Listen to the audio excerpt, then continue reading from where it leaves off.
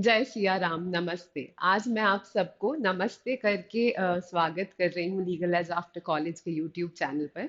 मैं हूँ मानसी और आज 22 जनवरी 2024 को जब राम मंदिर की स्थापना हो रही है या राम मंदिर का आज इनॉग्रेशन हो रहा है, तो मैं आपके लिए राम मंदिर की एक कहानी लेके आई हूँ कि क्या थी ये 500 साल की लड़ाई और क्या था ये 500 साल का स्ट्रगल, जिसके बाद आज राम मंदिर का इनॉग्रेशन हो रहा है।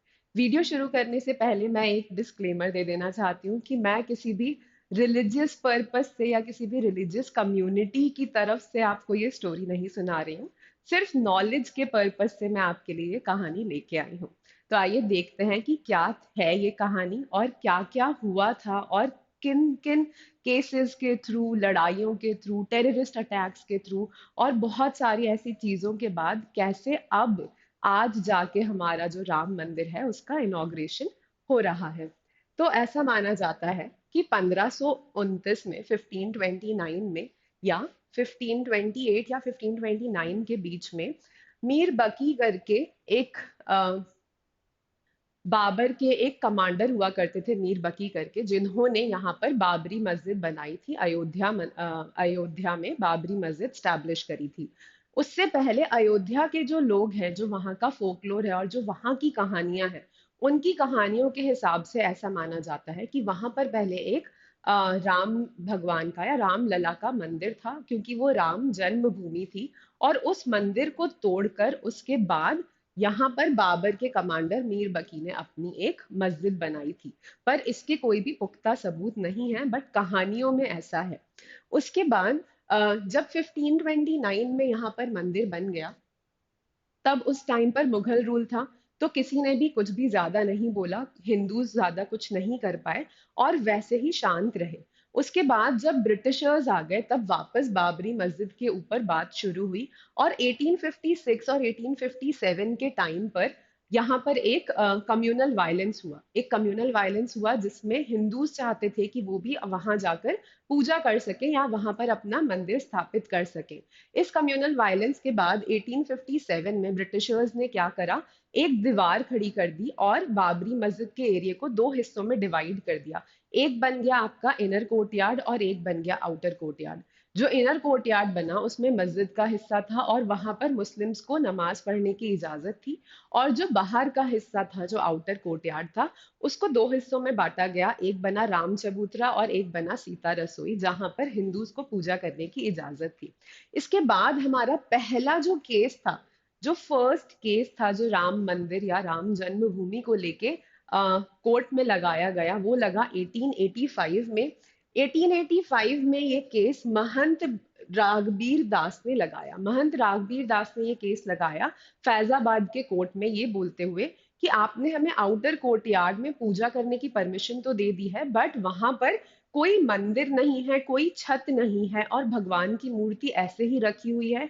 तो हमें बाहर की तरफ एक छोटा सा मंदिर बनाने की परमिशन दी जाए। बट इस केस को रिजेक्ट कर दिया गया। 1885 का ये वही टाइम था जब फ्रीडम स्ट्रगल हमारा शुरू हो गया था और फ्रीडम स्ट्रगल में ज्यादा लोग इन्वॉल्व थे। तो किसी का भी ज्यादा ध्यान बाबरी मस्जिद और राम मंदिर टेम्पल के ऊपर नहीं गया। इसके बाद जैसे ही हमें 1947 में फ्रीडम मिला, फिर से ये बाबरी मस्जिद का डिस्प्यूट और राम मंदिर की लड़ाई फिर से सामने आ गई। और इसके बाद 1949 में क्या हुआ कि यहाँ पर पूजा तो चल ही रही थी आउटर कोर्टयार्ड में, फिर कुछ हिंदूज ने जाके जो मस्जिद वाला एरिया था उसके अंदर घुस के वहां सीता माँ और राम भगवान की मूर्तियों को स्थापित कर दिया। इसके बाद इन्होंने 1950 में कुछ लोग कहते हैं कि उन्होंने राम भगवान की मूर्ति को और सीता माता की मूर्ति को मस्जिद के अंदर जाके नहीं रखा था और अचानक से वहां पर मूर्तियां आ गई थी। बट फैक्ट्स में यही है कि किसी ने जाके रखा था, हिंदुओं ने जाके वहां पर उस मूर्ति को रखा था। फिर 1950 में गोपाल विशारद ने और रामचंद्र दास ने फिर से फैजाबाद कोर्ट में एक और पिटिशन लगाई और उन्होंने कहा कि हमें परमिशन दे दी जाए कि जो मस्जिद के अंदर भगवान की मूर्तियां रखी हुई हैं, हम जाके उनकी पूजा कर सके। इसके बाद 1959 में इसी सूट को आगे बढ़ाते हुए निर्मोही अखाड़ा वो है जो राम भगवान की मूर्ति की पूजा नहीं करते, पर उनके आइडल्स को फॉलो करते हैं। तो निर्मोही अखाड़ा ने फिर अपनी एक पिटिशन लगाई 1959 में कि हमें एक सूट टाइटल डिक्लेरेशन दे दिया जाए उस जमीन का, कि वहां पर एक मंदिर था या निर्मोही अखाड़ा को उसका पोजेशन मिल जाए। उसके लिए उन्होंने एक सूट लगाया। अभी तक 1959 तक मुस्लिम कम्युनिटी की तरफ से यहाँ पर ना भी कोई सूट लगाया गया, ना ही कोई पिटिशन फाइल हुई। बट उसके बाद 1961 में जब निर्मोही अखाड़ा ने 1959 में एक टाइटल सूट लगा दिया, तो उसके बाद 1961 में सेंट्रल सुन्नी वक्फ बोर्ड ने भी अपनी एक पिटिशन लगाई और बोला कि एक टाइटल डिक्लेरेशन दे दिया जाए कि जहां जिस जमीन पर मस्जिद बनी हुई है वो जो जमीन है उसका टाइटल जो है वक्फ बोर्ड के पास रहेगा, और वहां जितने भी हिंदू भगवानों की मूर्तियां रख दी गई हैं उन मूर्तियों को वहां से हटा लिया जाए। ये जो 1950 वाला जजमेंट था, ये जो 1950 वाली पिटिशन थी जो गोपाल विशारद ने लगाई थी, इससे रिलेटेड जजमेंट जो था वो आपका 1986 में फैजाबाद के कोर्ट ने दे दिया। और इन्होंने क्या कहा? इन्होंने कहा कि हम आपको परमिशन देते हैं कि आप मस्जिद के अंदर जाके पूजा कर सकते हैं जो मूर्तियां वहां पर रखी हुई हैं उनकी। इससे इससे नाराज होके सुन्नी वक्फ बोर्ड ने और मुस्लिम्स ने मिलके अपना एक बाबरी मॉस्क एक्शन कमेटी बनाई। बाबरी मॉस्क एक्शन कमेटी बनाई इसके प्रोटेस्ट में कि नहीं, मस्जिद के अंदर जाके आप पूजा नहीं कर सकते हैं।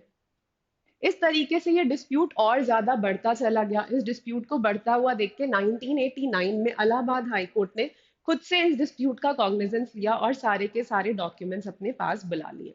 इसके जस्ट बाद 1989 में ही राजीव गांधी की सरकार आई, और राजीव गांधी ने क्या करा, उन्होंने विश्व हिंदू परिषद को परमिशन दे दी कि जो आउटर कोर्टयार्ड है, जो बाबरी मस्जिद को दो हिस्सों में डिवाइड करा गया था, इनर कोर्टयार्ड और आउटर कोर्टयार्ड, उन्होंने परमिशन दे दी विश्व हिंदू परिषद को कि वो आउटर कोर्टयार्ड के पास पूजा कर सकते हैं।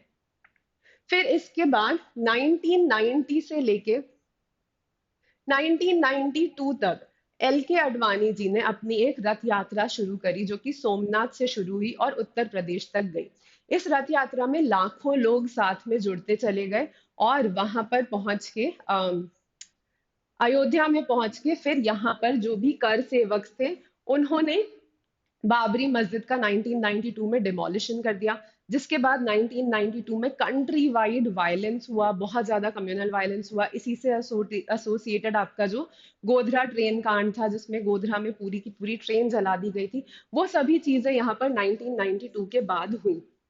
ऐसा माना गया कि एल के अडवाणी और मुरली मनोहर जोशी और इनके जो दूसरे साथी थे उन लोगों ने स्पीचेस को कुछ इस तरीके की दी थी कि लोगों को उन्होंने प्रोवोक करा था कि वो जाके मस्जिद का डिमोलिशन कर दे। इसी को देखने के लिए एक आपकी जस्टिस लिबरहान कमीशन को भी अपॉइंट करा गया इनके अगेंस्ट, एल के अडवाणी और मनोहर जोशी के अगेंस्ट, मुरली मनोहर जोशी के अगेंस्ट जो भी चार्जेस फ्रेम हुए थे उनके ऊपर इन्वेस्टिगेशन करने के लिए। बट ये जस्टिस लिबरहान कमीशन की रिपोर्ट जो थी वो 17 साल तक नहीं आई। 17 साल तक ये रिपोर्ट नहीं आई, और फाइनली ये रिपोर्ट 2009 में सबमिट करी गई प्राइम मिनिस्टर के पास, और आज तक किसी को भी इस रिपोर्ट के कंटेंट्स नहीं पता है। इस रिपोर्ट के कंटेंट्स आज तक डिस्क्लोज नहीं करे गए हैं कि एल के अडवाणी और मुरली मनोहर जोशी की कितनी कंट्रीब्यूशन था बाबरी मस्जिद में और उससे एसोसिएटेड वायलेंस में।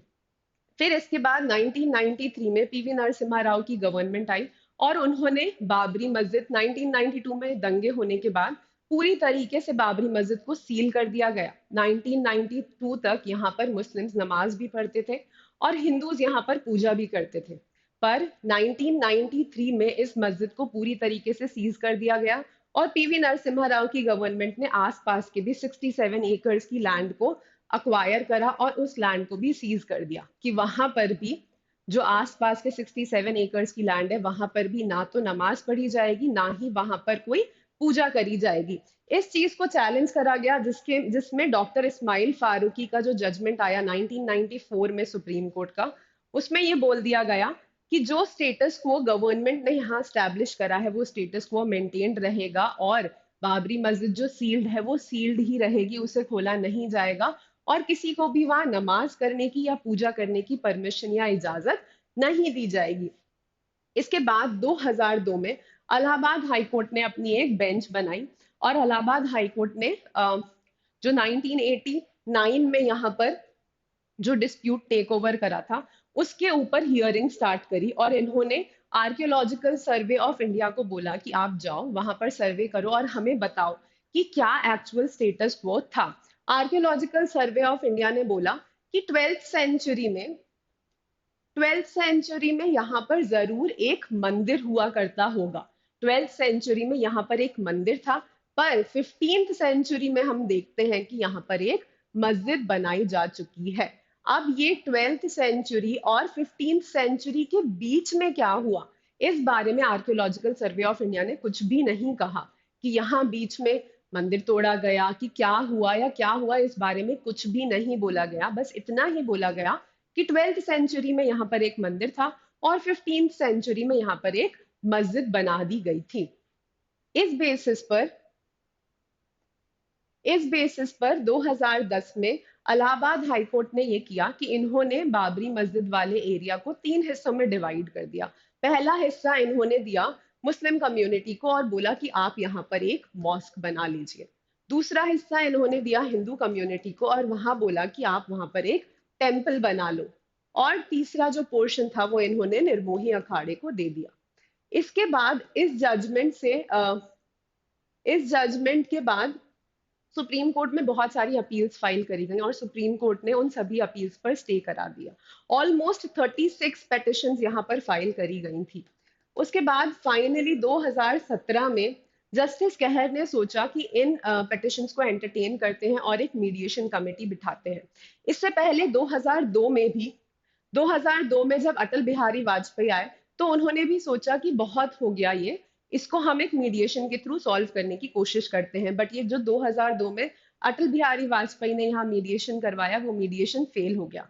उसके बाद 2017 में चीफ जस्टिस कहर ने भी यहाँ पर एक मीडिएशन कमेटी स्टैब्लिश करके एक मीडिएशन करवाने की कोशिश करी, बट फिर भी यहाँ पर इनका भी जो मीडिएशन प्रोसेस था वो भी फेल हो गया।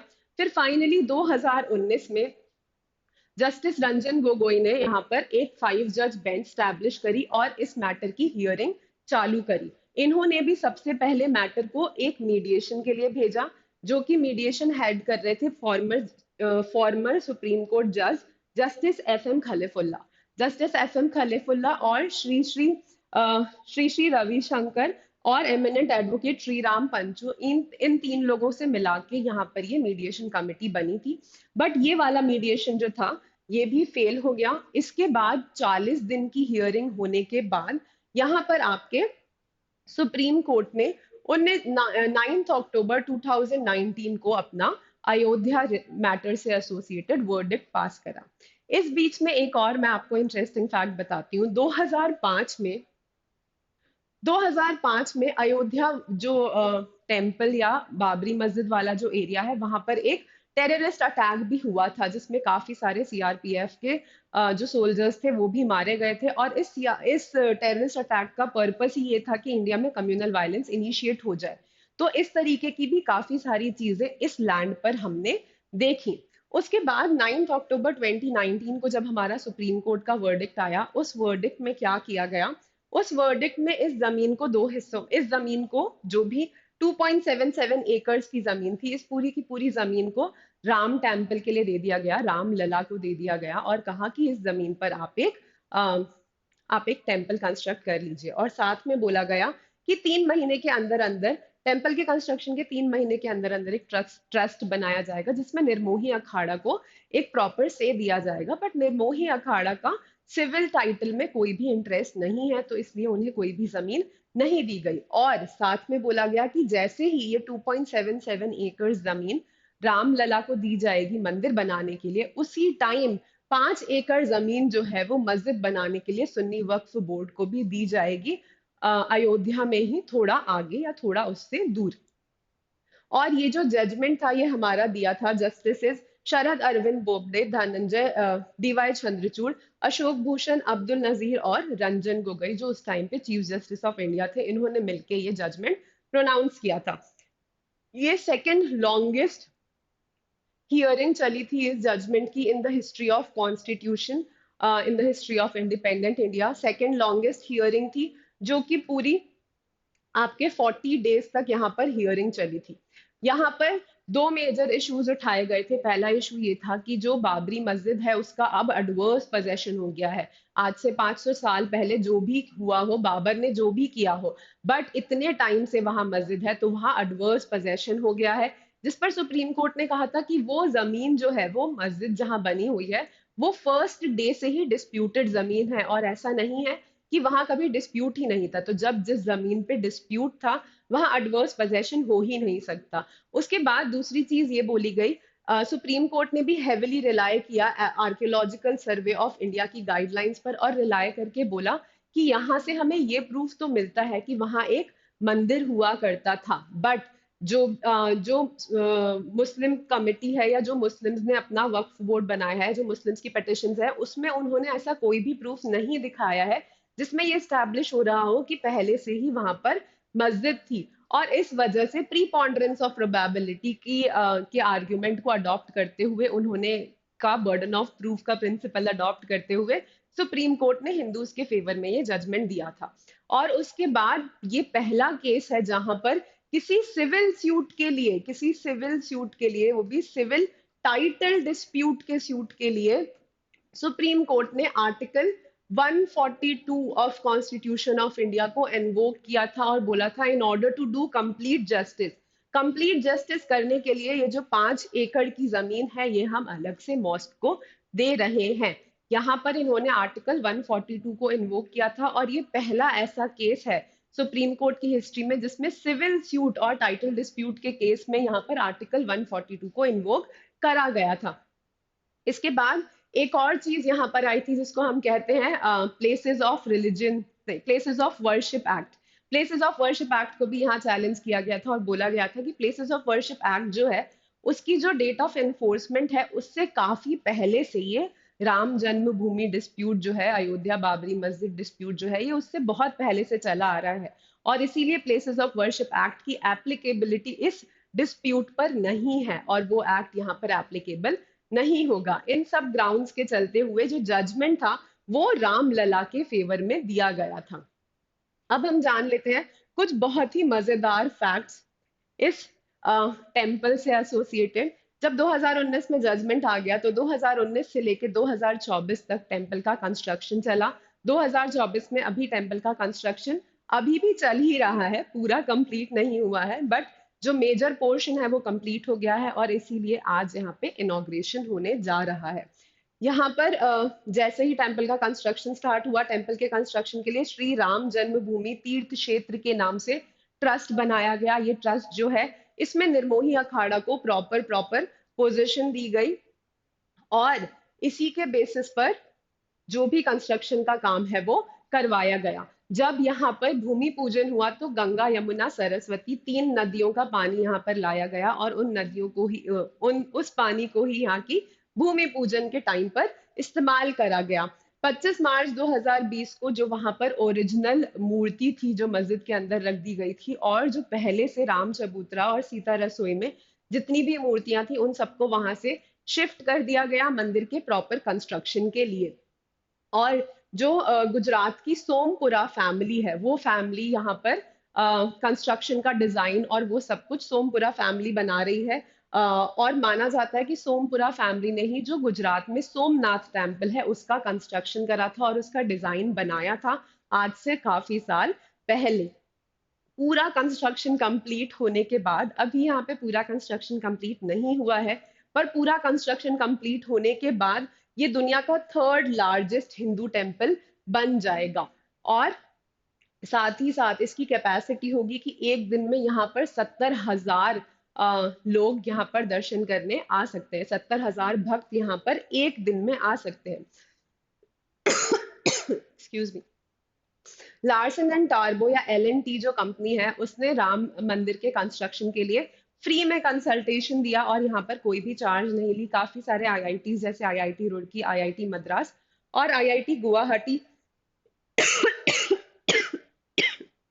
एक्सक्यूज मी, उन्होंने भी यहाँ पर काफी अपना कंट्रीब्यूशन दिया। जो भी सॉइल टेस्ट और सॉइल रिसर्च वगैरह होनी थी वो यहाँ पर IIT रुड़की द्वारा करी गई। डिजाइन से रिलेटेड जो भी रिकमेंडेशंस वगैरह देने थे वो भी IIT मद्रास और IIT गुवाहाटी से लिए गए थे। इसके साथ साथ जो हमारे रामलला का आइडल बना है या जो उनकी मूर्ति बनी है वो अरुण योगराज ने बनाई है, जो कि कर्नाटका के एक मूर्तिकार हैं। इन्होंने सुभाष चंद्र बोस जी की भी मूर्ति बनवाई थी, जो बनाई है, जो इंडिया गेट के पास लगाई हुई है। और साथ में यहाँ पर जो ये मूर्ति बनाई गई वो दो शालीग्राम के पत्थरों से या दो शालीग्राम की चट्टानों से बनाई गई है। जो शालीग्राम की चट्टानें 6 करोड़ साल पुरानी है, और ये चट्टानें नेपाल ने भारत को गिफ्ट करी थी, और उन्हीं पत्थरों से रामलला की मूर्ति बनाई गई है। और ये पत्थर 14 टन और 26 टन के थे। यह तो सब कुछ ठीक है, बट इससे जो एक बहुत मेजर बेनिफिट होगा यूपी को वो ये है कि अयोध्या की इकोनॉमी बहुत बूस्ट हो जाएगी, वहाँ का टूरिज्म बूस्ट हो जाएगा, वहाँ का फाइनेंसेस बूस्ट हो जाएंगे। अयोध्या एक बहुत ही छोटी सी सिटी है यूपी में, और बहुत ज्यादा लोग वहाँ आते जाते नहीं है, बट अब राम मंदिर के चलते वहां पर इंटरनेशनल एयरपोर्ट बन गया है। वहां पर 100 न्यू ट्रेन लॉन्च करी गई हैं, और वहां पे वंदे भारत और अमृत भारत जैसी ट्रेन भी अब वहां पर जाएंगी। साथ में जो वहां का रेलवे स्टेशन है उसका भी रेनोवेशन हो गया है, उसे भी इंटरनेशनल स्टैंडर्ड्स का बना दिया गया है। मंदिर के आसपास जो 2.77 एकड़ की जमीन दी गई थी, उसके अलावा भी काफी सारे कुछ 100-200 एकड़ ऐसी कुछ जमीन जो है वो अक्वायर कर ली गई है, और वहां पर साइड में होटल्स, रेस्टोरेंट्स, शॉप्स वगैरह बनाई जाएंगी to boost the economy of Ayodhya and to boost the tourism of Ayodhya. उसके साथ साथ एक बहुत इंटरेस्टिंग फैक्ट ये है कि अभी जो आज हमारा इनॉग्रेशन है इसमें 55 नेशंस से ऑलमोस्ट 100 डिग्निटरीज 55 नेशन से आज के इस इनॉग्रेशन में आने वाले हैं। और काफी सारी स्टेट्स ने, जैसे कि यूपी, एमपी, गोवा, हरियाणा, गुजरात, इन सभी ने आज 22 जनवरी को एक पब्लिक हॉलिडे डिक्लेयर कर दिया है, because of two reasons. First, to celebrate obviously कि राम मंदिर बन रहा है, and second, to avoid any kind of communal violence. So these were the grounds, and these are some interesting facts and the story of Ram Janmabhoomi and Babri Masjid dispute from my side. This is it from my side, guys. Wishing you all, whoever is celebrating, wishing you all a happy celebration. And this was just a knowledge imparting session from my side. Please take care of yourself. Bye bye.